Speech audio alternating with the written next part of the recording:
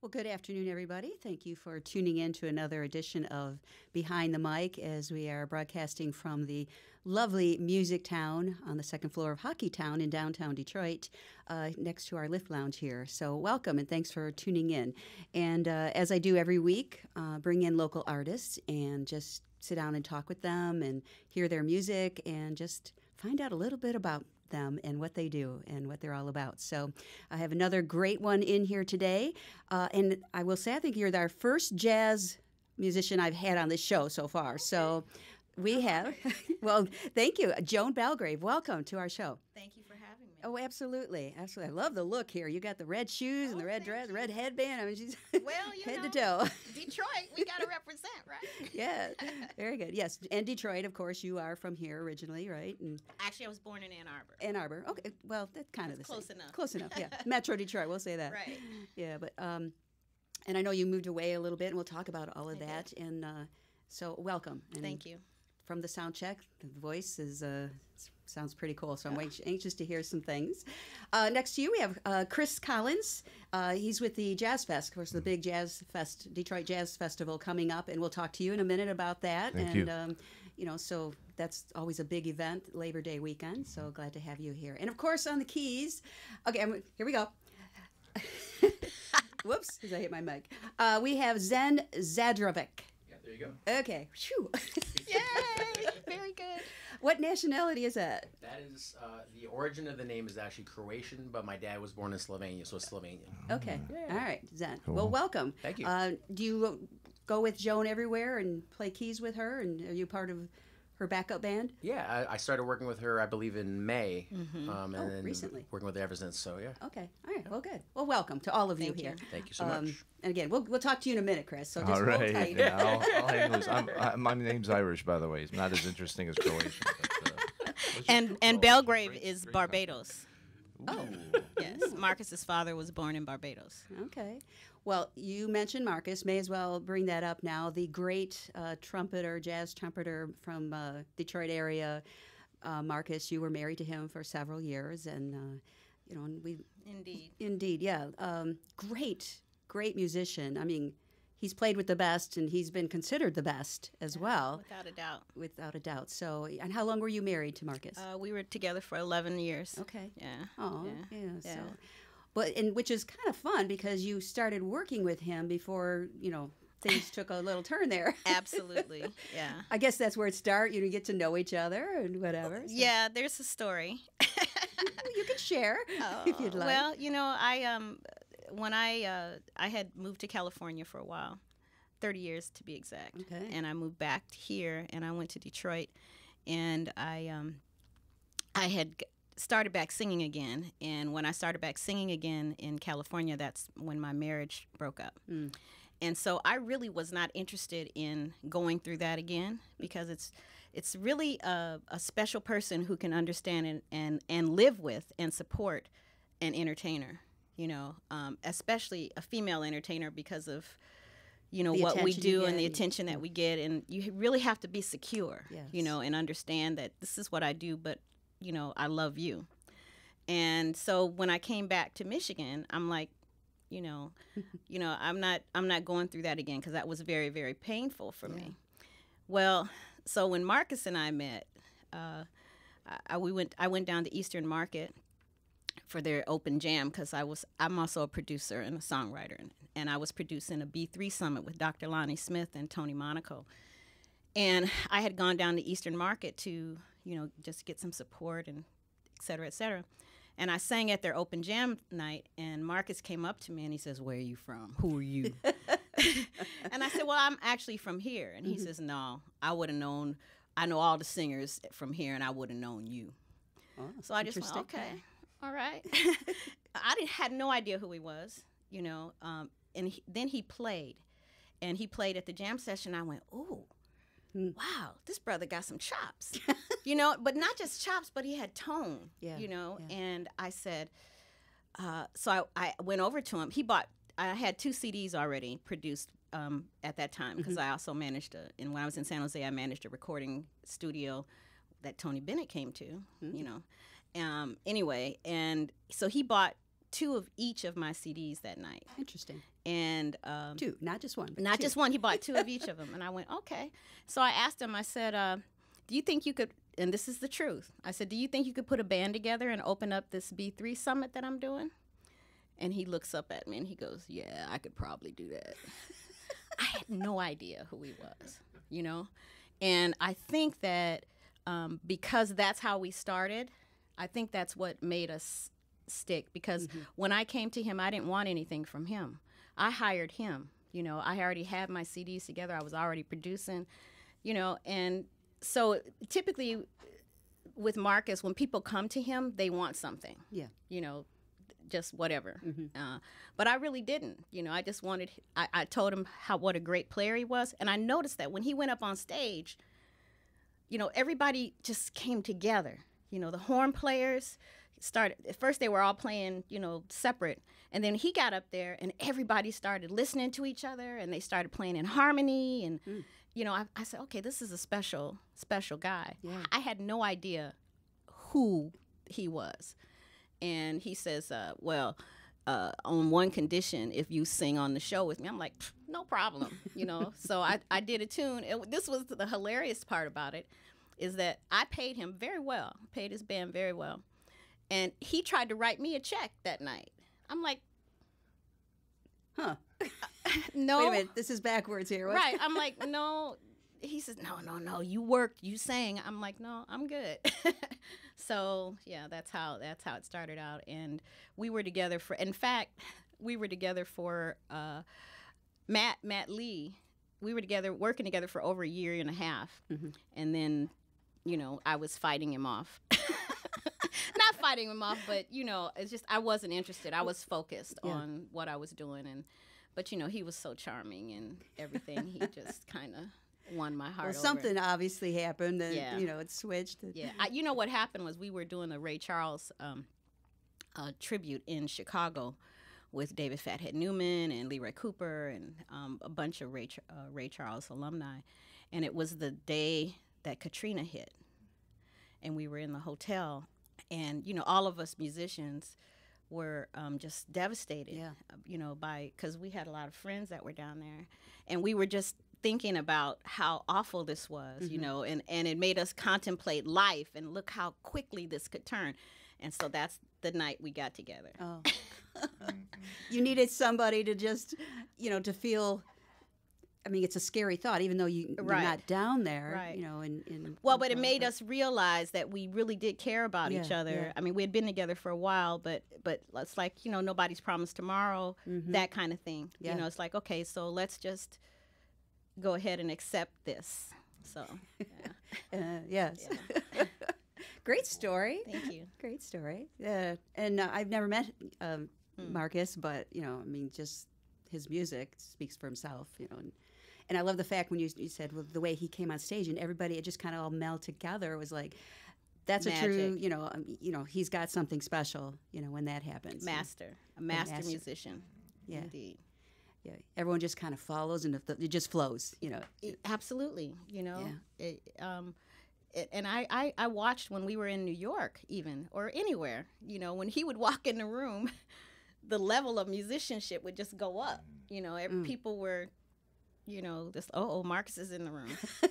Step up your game, boys. Yeah, yeah. So I was very fortunate and blessed to be around that. You know, all those years. Do you think you learned a lot from him? Without a doubt. Okay. You know, I used to tell him that, you know, I'm a vocalist. And how long have you been a vocalist? You know, I said, you know, I used to say, you know, I got this. You know, I was doing this a long time before I met you, but I got this.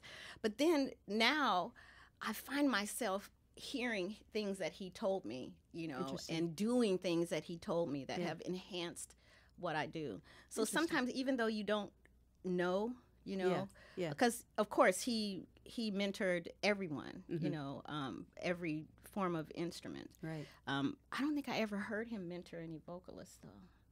Not that during our time together, but he mentored, you know, every instrument and taught every instrument.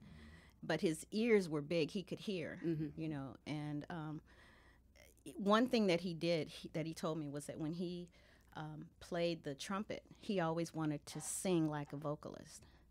And very few horn players do that. A lot of them have a lot of technical ability, but they don't have the ability to make you hear the song, hear the lyrics, you know, through the way that they're playing, the emotion that they have coming through the horn. Makes a true, I mean, there's a difference, you know, when there's two artists that can play the same instrument, you know, and they have the same technical skills, but there's that little extra, that feeling, like it's the emotion, whatever, when, you know, and that raises the bar. You know, and I think he someone. saw that in me. You know, I think he saw that in me because I'm the same way. I don't take music lightly. You know, I feel what it does to me, and I'm an interpreter.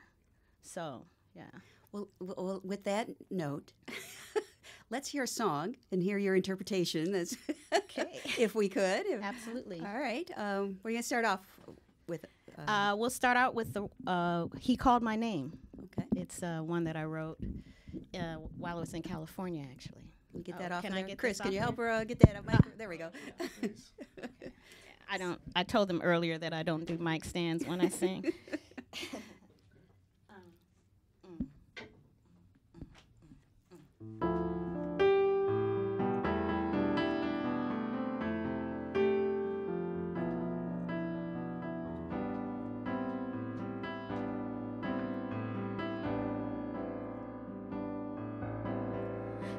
Walked into the room and saw him standing by the door. He looked at me and smiled, and I was tempted. I was so afraid to open up my heart again. Then he stretched his hand my way.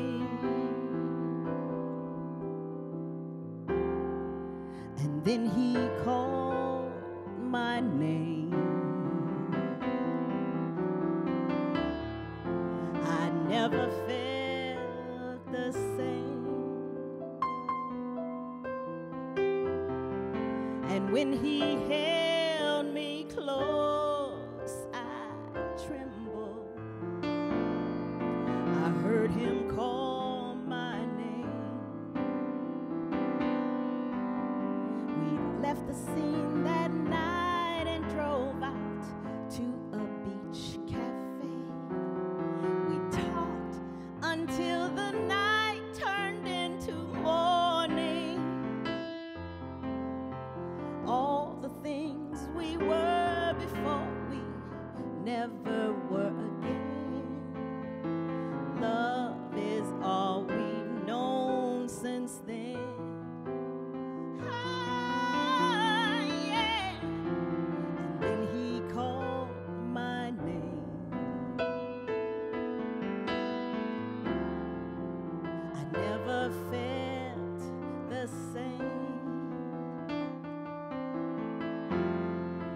When he held me close, I trembled. I heard him call my name.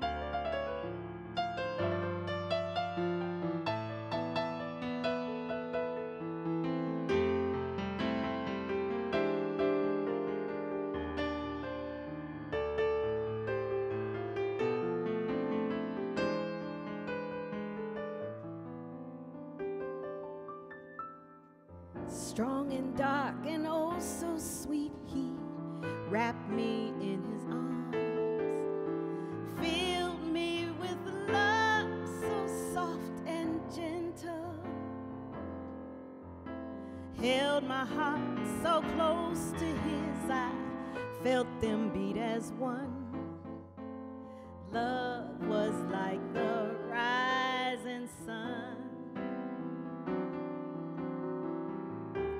And then he called my name. I never felt the same. And when he held me close, I trembled. I heard him call my name. I heard him call my name. I heard him call my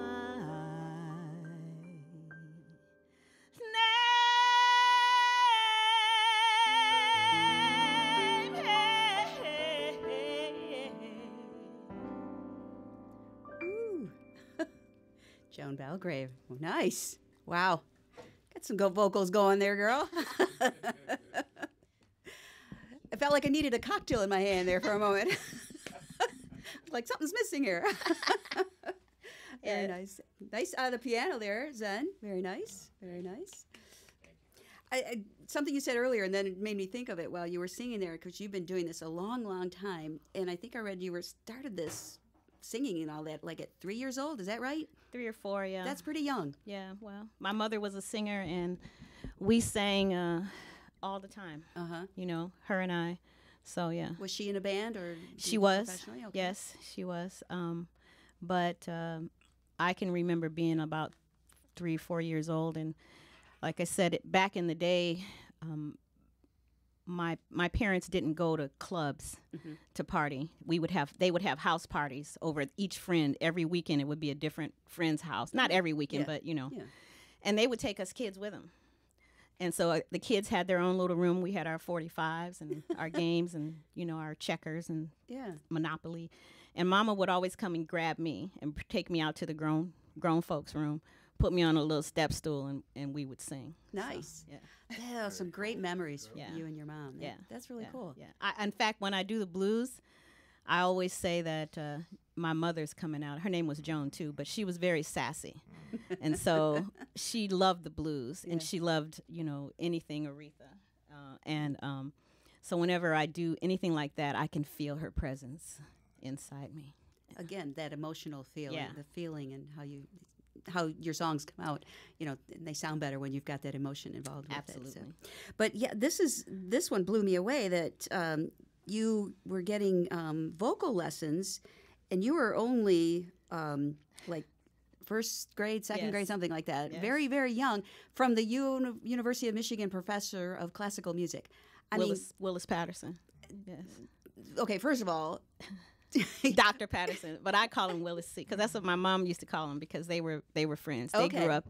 They grew up together in Ann Arbor. Well, still a professor, you know, at the University of Michigan. I mean, huge school, musical school, and you're getting training from this guy. Absolutely. I mean, obviously he saw something when you were, you know, in the first grade. Yeah, he has a picture of the two of us singing. He told me he still has it. Of the two of us singing at my elementary school, and I had on these little. I remember having on these little white tights and a little white dress. That's all I remember, and me looking up at him. You know, he was. Yeah, he's pretty special. I was very, very fortunate to have that classical training from him. Yes, you know? That's what I mean. Obviously, he saw something right from the get-go. You know, tutor someone who's that young. Right. You know, first grade, where you're like 7 years old or something. Six. Oh my gosh. Yeah. Yeah. He gave me my very first piano lesson. Mm-hmm. Oh. Yeah. Do you play piano a lot now, or do you rely on Zen here? That's his area. I play it to write. As a songwriter, but not for anyone else. Which you do a lot of, the songwriting, right? I do. Okay. Yeah. And I know you wrote a lot with Marcus as well, didn't you? Well, I only wrote the one song. With this next song that we're going to do, I wrote with him. Yeah. Oh, okay. Yeah. I for some reason thought you did more together, but well, we played together a lot, and we worked together a lot. But we actually had just started writing together. So okay. Yeah. Now that last song you played was on your Excitable the album. Grammy nominated one. Yeah, I was gonna. This is the one. Okay, I wasn't sure which one you got That's the it. Grammy nomination for, and this came out in '09. Yes. Okay. Yeah, he called my name. So Yes. There's a Very- funny story about that because I had recorded He Called My Name on that very first CD that well, actually, it was my second CD, but I had it already before I moved back to Michigan and back to Detroit. And Marcus, when he bought it, he called me and he said, I want to play on that. And I said, oh, okay. So I said, I guess we can make that happen at some point, but the lyrics that on the original song were tall and dark and oh so sweet. And so on this recording with Marcus, I changed the lyrics to strong and dark and oh so sweet because he was so he really liked it. So he liked that's that sweet. song. That's sweet. He bought those records, so he knew. Yeah, and what I really appreciate is the fact that when he called me, he said after he had heard them, he called me from like Mexico. He was on vacation in Mexico, and he called me, and I'm like, wow. Well, I mean, of course, I wasn't impressed because I didn't know who he was. Yes, right. Still, but I was impressed that he would call me from Mexico. Yes, and he said, "You got some really good musicians on here. Who are they?" And I said, well, they're all California musicians. I mean, I could tell you who they are, but you probably don't know them, because they weren't famous musicians. Yeah.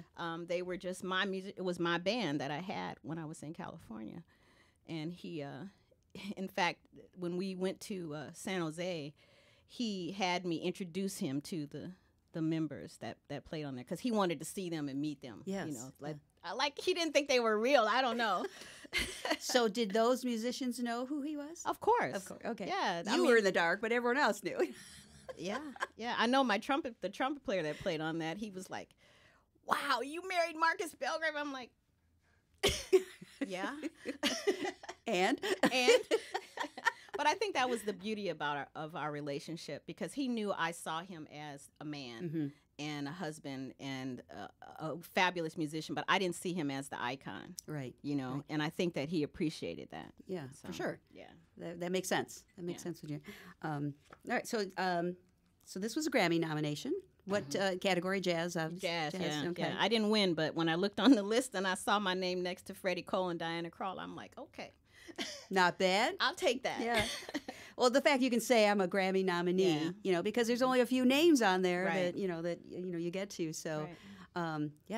with those names next to it, yeah. I said, all right. Proud. Be proud. Yeah. That's a great accomplishment. So, this is cool. You have a Christmas CD out as well. I love when artists put out a holiday album. I just love that. And are any originals on here? Let's see. No. No.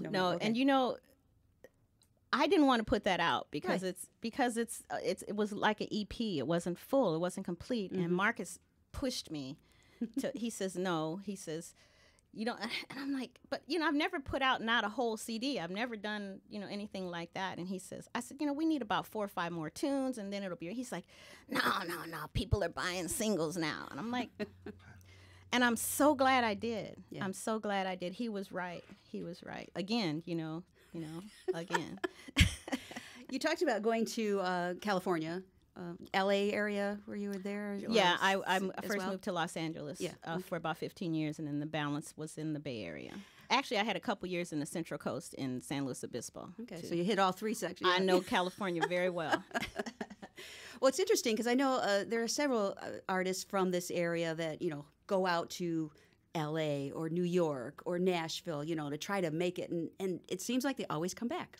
Well, I came back because I had enough. It had nothing to do with making it. I mean, because I probably could have, but when I moved to California, I moved there to sing, and then I sang for a while, and then I stopped and got married, and I didn't sing for 15 years, and Life happens. And right, they right. Take but care of things. but I came back to Michigan.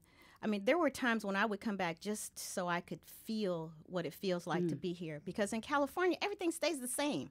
It's beautiful and all of that, but the seasons don't change, and everybody is just That would drive me nuts. Yeah, and so I moved back because I missed that. People like and people for a long time said, "You moved back?"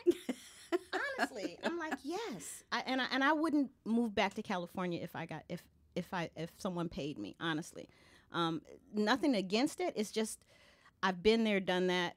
And it's just a little more real. Well, here. the vibe here it's Detroit. Yeah. There's no place like place, Detroit. yeah. No place like Detroit.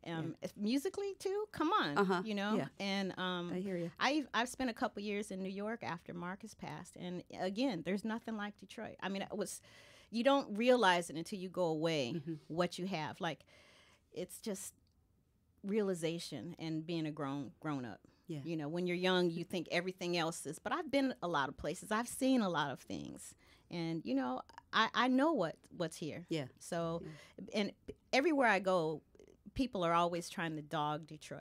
You know, they're always. Oh yeah, they irritates really are. And I honestly, and I always say to them, come and see for yourself. Don't believe what the press tells you. I did we did a jazz exchange with Barbados, some youth international, the Barbados Detroit Jazz Exchange. Oh, nice. And we took 3 of our young musicians to Barbados for 10 days. And then I took 2 of their young musicians and brought them here, and they stayed with us for 3 weeks. The week before the festival, the week of the festival, and the week after.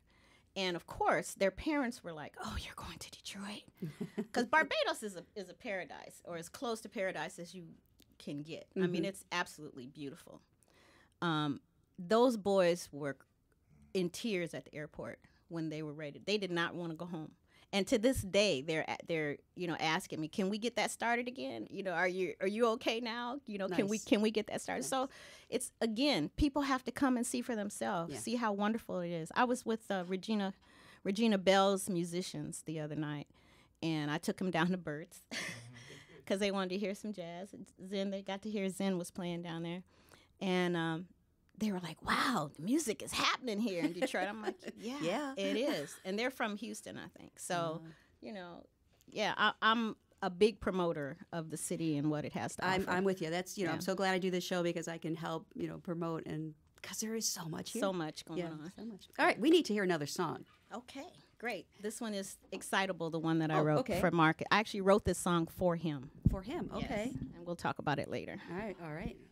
Love the stories about. All right, it's Behind the Mic with Joan Belgrave.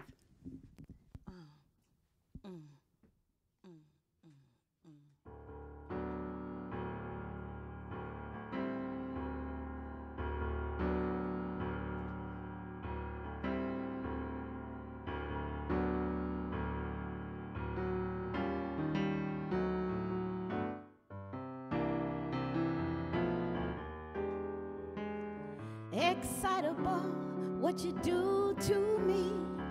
So excitable, how you set me free. The more I do, the more I see. So excitable to me.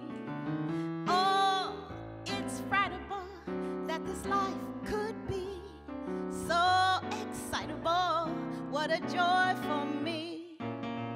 You've opened eyes that could not see, so excitable to me. Oh, I get weak whenever you speak. How do you suppose that I was the one you chose? Oh, it's wonderful how you make me feel so excitable that this love is real. You and I were meant to be so excitable to me, yeah.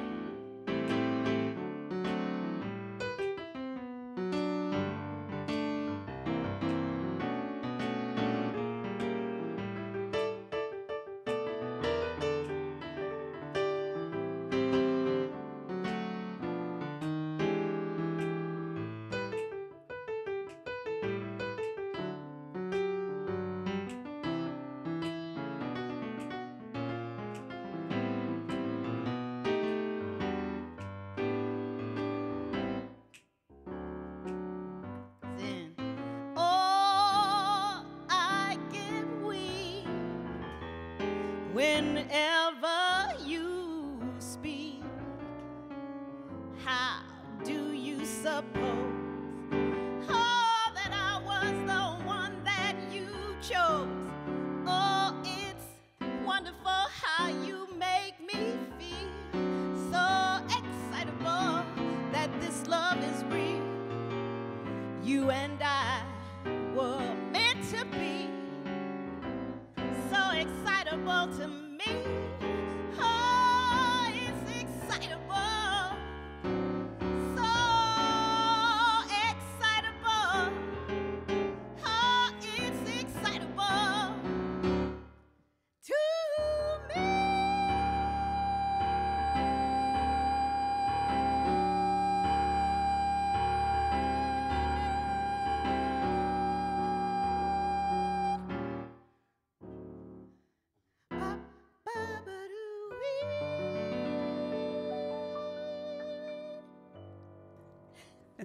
Joan Belgrave. Nice. Thank you. I love the way jazz people always, the songs always have that little extra thing, ba-doo, or whatever on the end.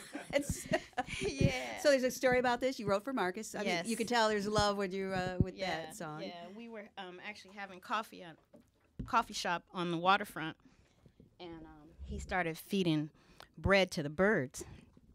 And I said, babe, the birds were flocking, and I said, you should probably stop that because they're going to kick us out of here because you're not really supposed to be feeding bread to the birds. Well, Marcus did what Marcus wanted in Detroit. And he looked up at me and he says, you're so excitable. And so he went in the bathroom to wash his hands, and when he came back, I had written this song out on these little yellow 4x4 post-it notes on my phone, in my purse.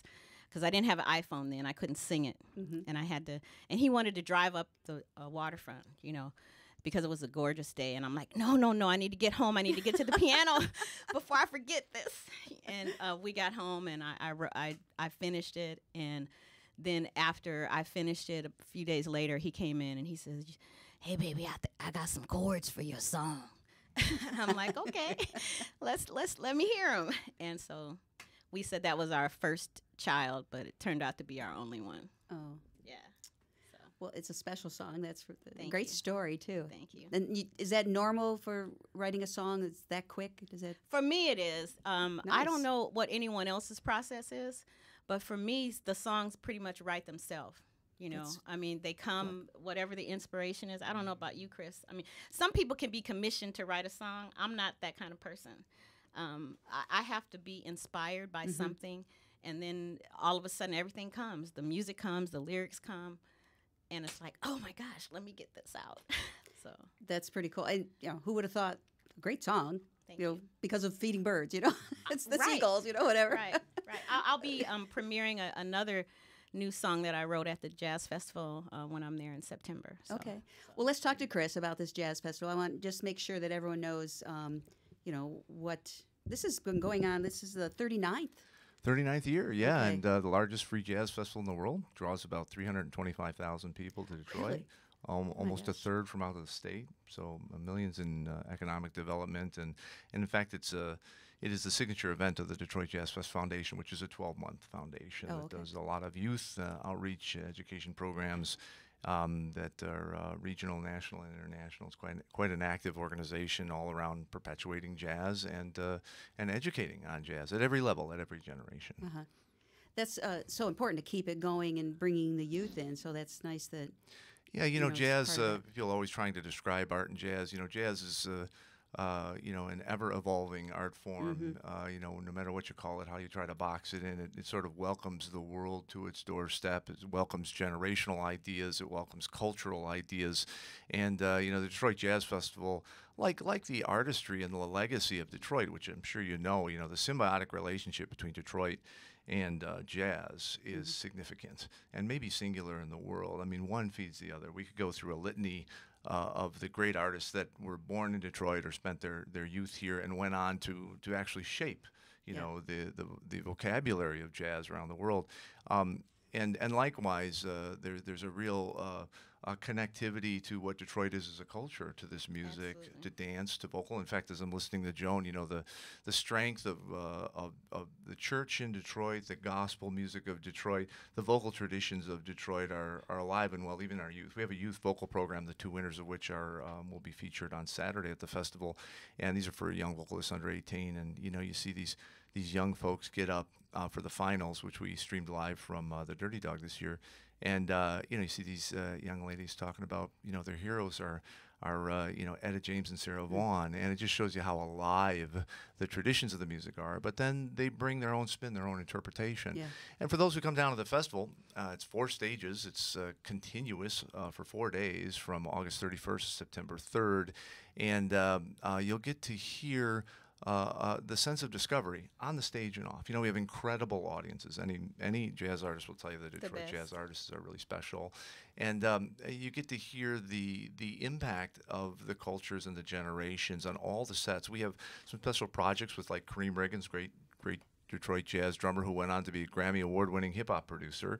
He brings those worlds together with 5 of our youth called the Alumni Band, who are cats that were alums of the various jazz festival youth programs over the years. Now they're in their 20s, and they're the young lions, and he spent the year rehearsing with them and preparing a blending of hip-hop and techno with straight-ahead jazz on a very sophisticated level with guests from different genres. And we have our Latino outreach program and our Latino Jazz Project featured at the festival. Same thing, brings folk and traditional Latino artists together with straight-ahead jazz musicians, along with the incredible, artist in residence is Chick Corea this year. He's been with us all year.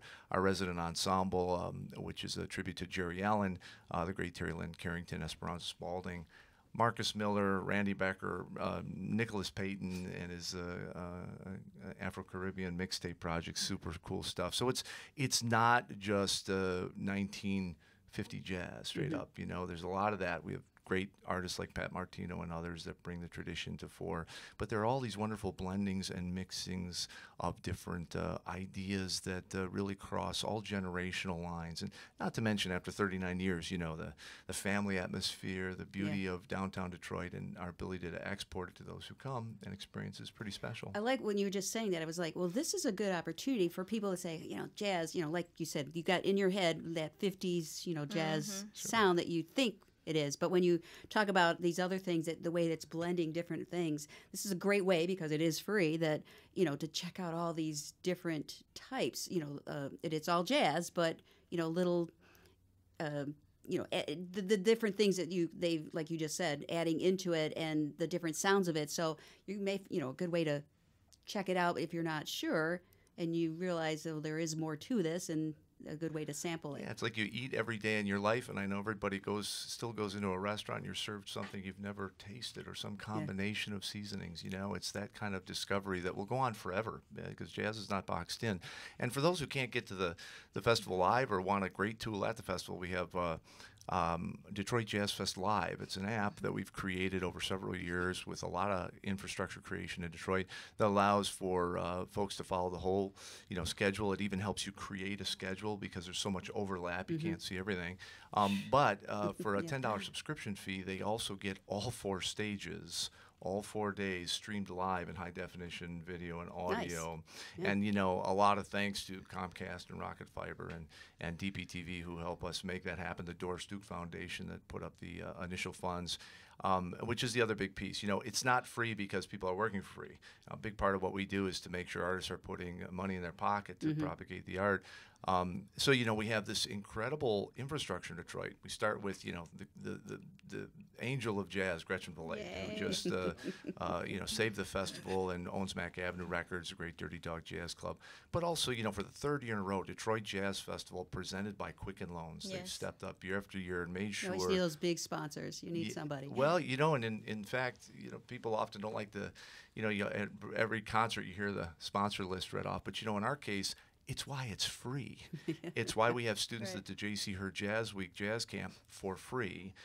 These things are pretty spectacular. So I encourage everyone, come on down. If they want to have a special experience, they can go on our website, DetroitJazzFest.org, and they can get a VIP pass for some special seating. They can get the Guardian experience. And there's a lot of ways to enjoy the incredibleness of Detroit jazz and national jazz artists. And Joan, you're on Sunday. I think. Sunday, yes, Okay. on the Pyramid Stage Okay. at 2:00. Part of Yes. our hometown series. Yes.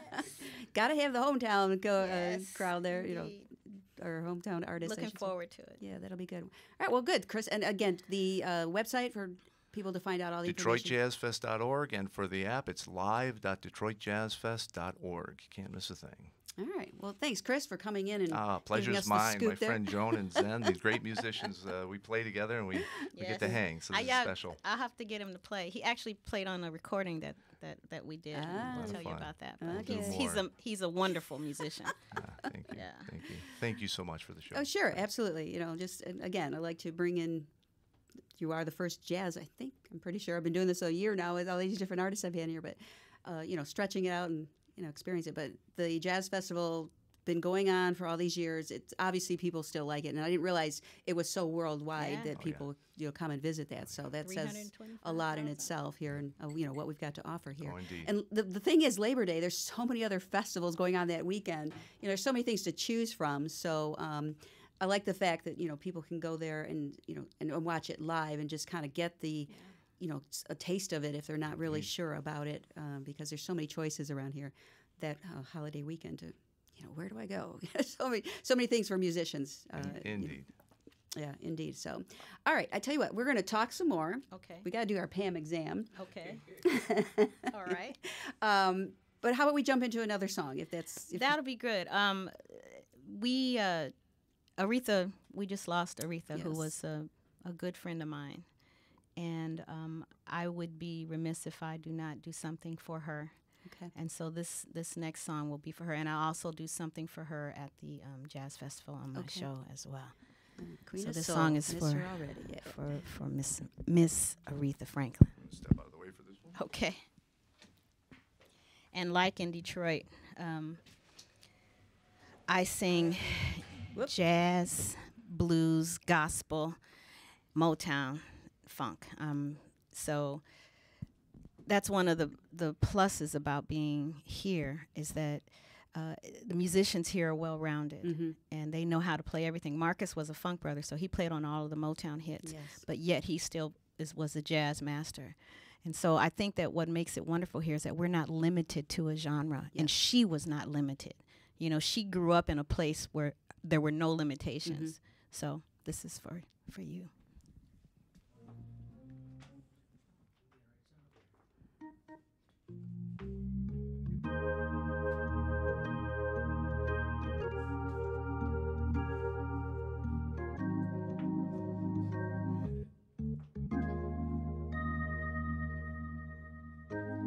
Why should I feel discouraged?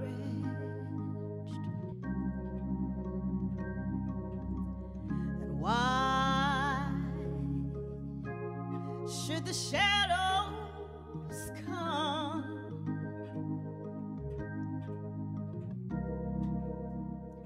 Why should I feel so lonely?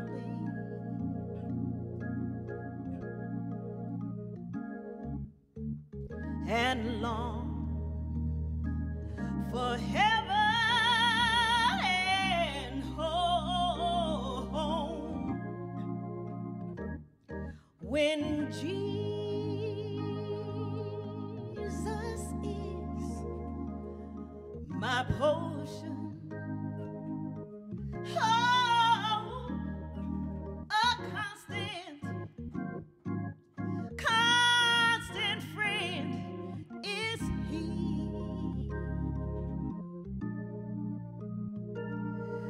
His eye is on the sparrow, and I know he watches over me.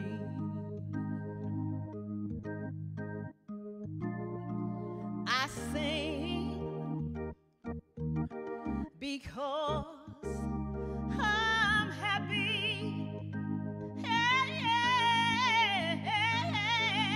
I sing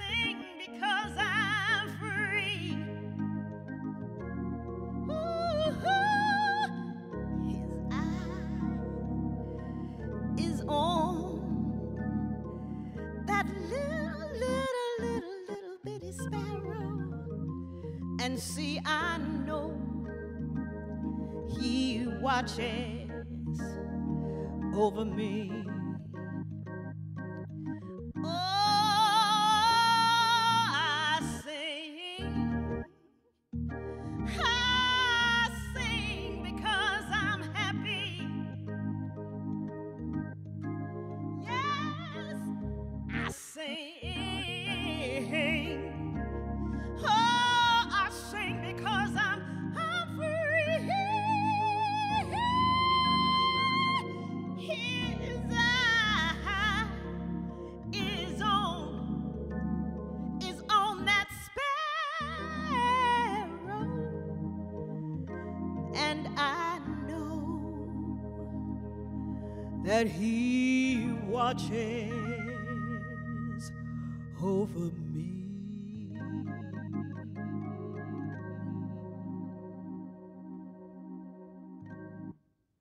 Very nice. Joan Belgrave with us. Little tribute there for Aretha, who we just lost. You could see it in your face. You were into that. Yeah. Had some meaning for you, I can tell. That was sweet. All right, I'm going to jump into a few questions here. We have time for a few questions. So, what was your very first job?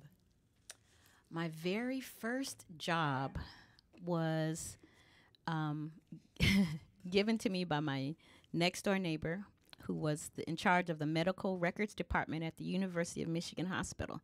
And so I was in the medical records department at University of Michigan Hospital. Yeah.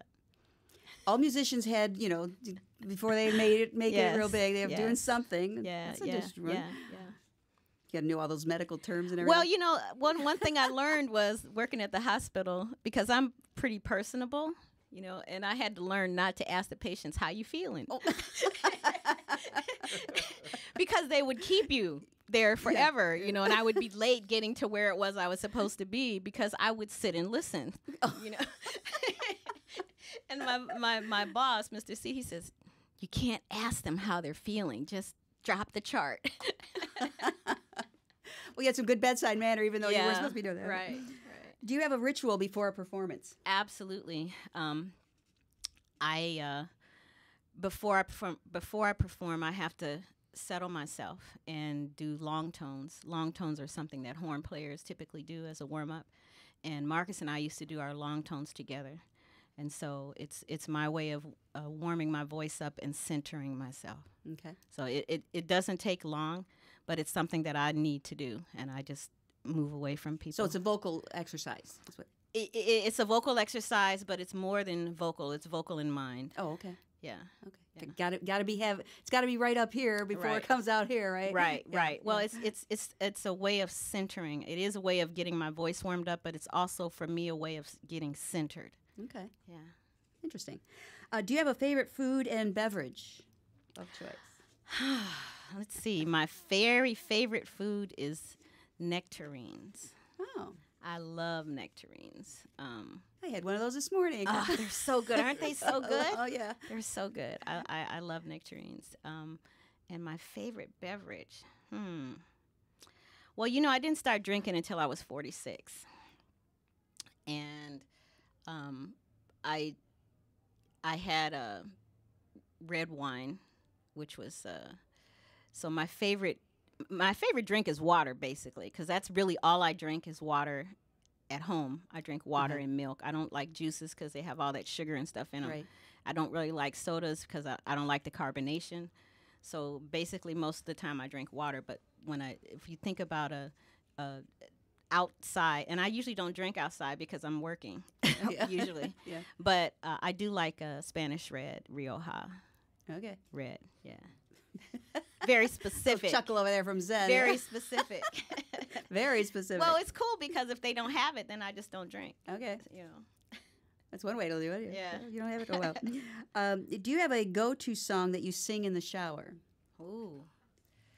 A go-to song that I sing in the shower.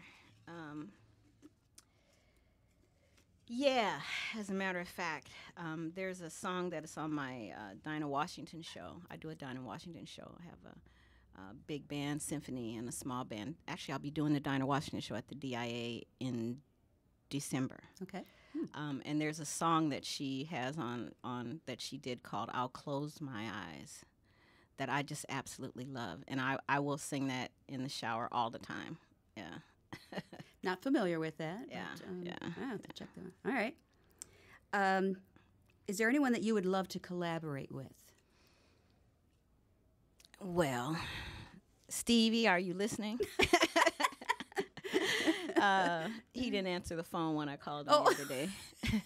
Well, But at least you have his number, right? I do. Okay. Well, you know, that's a start. Marcus has known Stevie since he was 13. Marcus toured with Aretha when she was doing jazz. Yeah. So before she did all her big pop stuff. So they've been friends a long time. Nice. So that's why I know Aretha, and that's why I know Stevie. Okay. And I think I would love to collaborate with him because he's such a genius. You know, he's hard, you know, but he's such a genius, you know. And I think that he has a tendency to bring stuff out of people. And I typically produce my own stuff. You know, I'm an executive producer and a producer in the studio, and I would like to just give myself and let someone else mold and shape and see what happens at the end. That's the key, is to see what happens. Yeah. You know, when you get someone like a Stevie Wonder Right. that's just, I mean, like you said, genius. You know, Right. Well, I mean, what could he he's come up every with? genre. You know, I mean, Yeah. you know, he loves jazz, Yeah. and you know, so everything is mixed in there. When his music is so amazing because, you know, he doesn't confine himself. You know, it's a Yeah. Detroit thing. Yes. You know, yes. so if there's one person that I would like to collaborate All with, right. it would be him. Well, whoever's listening, then, you know, let's connect these two. Call. Yeah. Call her. Call Right, Joan, right, right. please. Call me back. Call me back. His voicemail is always full, though. That's the problem, so That's funny. I know. That's funny. There's probably a reason that it's always full, you know. Right. Do you have a guilty pleasure? Not even say, do you? What is your guilty pleasure? Butter pecan ice cream. Oh. Oh, Yes, interesting. Yes. Yes. We all have something. I love it. I try not to keep it in my house. But I think the best butter pecan ice cream when I was in Atlanta. I went to a Cold Stone, and they had these huge Georgia pecans in them. Oh. Oh, it was so good. Can they send it up on dry ice and? Well, you know, I went to get one here at a Cold Stone, and it's just not. It's not the same. Well, yeah, you gotta have those Georgia pecans in there. Oh, that's funny. Yeah. All right. Make a trip down to Atlanta just for that. Right. The most interesting place you've ever visited? You know, I love Paris. Oh, okay. Yeah. Oh, yeah. You toured there. Yes, Yes. yes. The And tour yes. Paris Jazz Jazz Festival. Levette, yeah. And the food is just so amazing. You know, I mean, the people are amazing too, but the food is just amazing there. And I think I don't know what it is. Maybe it's the ride down the gondola, or not the gondola, but the boat I forget where it is, but you go under the bridge and you're in the water, and it's just so beautiful, and they're playing, and it's very romantic. wonderful. Yeah, I'm a romantic, you know, obviously, if you can Yes. tell by my songs. Yes. And I think I like Paris. I really do. Okay. Yeah. Yeah, so you were at the Paris Festival. You were to Switzerland as Switzerland. well. Switzerland is nice. It's cold, but Oh. it's very beautiful though in the summertime. Oh, Switzerland is. I Yeah. bet. Yeah. That's cool. I'm going to skip that one. See, no one knows what I'm reading or not, so just one or two more. It's your here. show. Thank you. If your life were a jigsaw puzzle still being put together, what missing piece would be added next? Well, I'm able to sing and do what I do, and I'm the mother of 3 beautiful children that have grown and prospered and done very well, and I've got 2 twin grandbabies. Honestly, I can't think of. I mean, to me, my life is complete. I've been loved. I love to love, and I think that I think I'm happy. I mean, I'm not That's all you can ask for. I don't think there's much I can ask for. You know, I mean, of course, you always want to have more finances, but you know, I know a lot of people, not a lot, but I know a few people who are very, very wealthy, and they're not happy at all. You know, and so I know for a fact that money does not bring happiness, Right. especially a lot of money, and I think that I'm good. You're good. I think I'm good. Sounds good. Yeah. One last question. Your favorite non-music pastime? Swimming. Swimming. Yeah, I'm a water person. You get me in the water, and I'm happy. I'm a happy camper. Yeah. I mean, when we would go to Barbados, I would get up at 7 o'clock and swim a couple miles out in the sea, and it's just, I mean, because the water is so crystal clear, and you know, it's just beautiful and warm, and you know, you're lying out there, and you turn around up and you look up at the sky, and you know, you're like in God's hands. So that's when I'm not on stage. In the water is good for me. Okay. I mean, right now I'll deal with the swimming pool. That's fine too. But there's nothing like being out in the open. Yeah. And I remember when was it Switzerland? Yeah, in Switzerland they had a pool, and it had an open sky. It's like an inside part, and then the other part was open in the sky. And it was just so gorgeous. Yeah, every morning I had to get up, and I'm like, Marcus is like, where are you going? I said, you know where I'm going. I'll be back. Bathing suit, towel, where do you Right. think? I'll be back before breakfast. Don't worry. Well, it has been a pleasure talking with you and hearing you sing. So thank you so much for coming in and being part of the show today. We appreciate that here. And Thank you for Zen, having me. great accompaniment there as well. Thank you. Thank you so much. And again, the Jazz Festival, Labor Day weekend, you're on Sunday, and you can go to the website and see all the full schedule and everything. Also, the DIA has asked me to do a tribute to Aretha this Sunday. Oh, nice. At the DIA at 4 o'clock. Okay. Of course, the DIA is free to anyone Right. who's a Wayne County resident, but I'll have Thornetta Davis. Oh, will be Thornetta. my sis Thornetta. There'll be the original Vandellas will be on the show. So it's a lot of Motown folks. Al Chisholm from the Contours, Mark Scott from the Miracles, E.J. Johnson from Enchantment, myself, the Motown Legends Gospel Choir, which I'm a member of. So it should be a Wow. Yeah, it What a should be lineup. I'm a producer. Okay. I'm fortunate, and bless you, it's a Detroit thing. I can pick the phone up and call my friends and say, "Hey, what you guys doing Sunday? You want to?" But not Stevie Wonder. Not Stevie, right? Answer the phone, Steveland. Oh, that's funny. Okay, that'll be great. Okay, so the DIA Sunday, this this Sunday, Sunday. tribute to Aretha. Oh, that's going to be a good show. Yeah. All right. Well, good. Well, thank you. I'm glad you brought that up. That's that'll be a good one to see. So, all right. Well, thanks again for coming and playing, and we'll catch you on all these different things. And your website is JoanBelgrave.com. I like that. Just simple, your name.com can Simple. find you. That's Yes, right. that's the way to do it. And thanks to all of you for watching. Do appreciate that. Until next time, I'm Pam Rossi. Have a great week.